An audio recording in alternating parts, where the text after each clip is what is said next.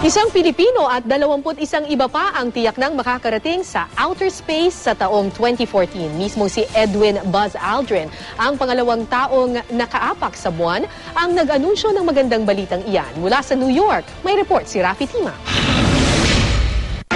Sa isang project launch na pinangunahan mismo ng astronaut na si Edwin Buzz Aldrin sa American Museum of Natural History dito sa New York, nakipagsanib pwes raw si Aldrin sa Axe, isang men's personal home grooming product para magpadala ng mga ordinaryong tao sa kalawakan. Ito ay sa pamamagitan ng kanilang binuong Axe Apollo Space Academy. Journeying into space was the adventure of a lifetime for me, and I'm thrilled to help give this opportunity to a new generation of adventurers. Bagamat mahigit 60 bansa ang sasali sa kompetisyon kung saan pipiliin ang 22 kalahok, isang Pilipino na ang tiyak na makakasama sa pambihirang biyahe sa kalawakan. 2 Pinoy ang pipiliin sa pamamagitan ng isang kompetisyon. Silang 2 ay ipadadala sa Space Academy sa Florida, pero isa lang sa kanilang pipiliing maging kauna-unahang Pinoy na makakarating sa kalawakan.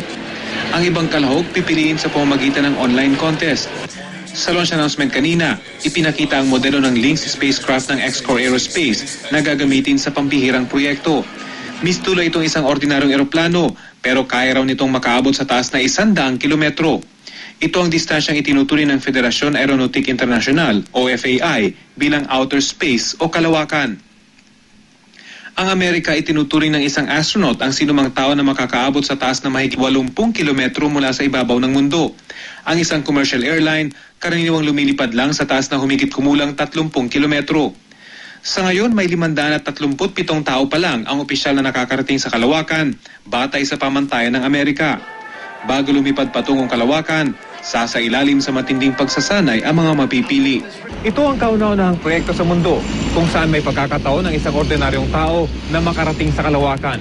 Ang X-Corp, ang kumpanya nagmamayari sa spacecraft na gagamitin sa Axe Apollo Space Project, naniniwalang dito na magsisimulang lumaganap ang space tourism kung saan ang sinumang may kakayang magbayad ng malaking halaga, posible nang makarating sa kalawakan.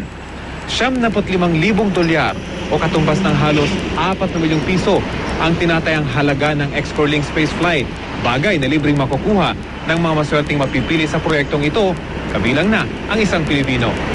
Mula dito sa New York, Rafi Tima, GMA News.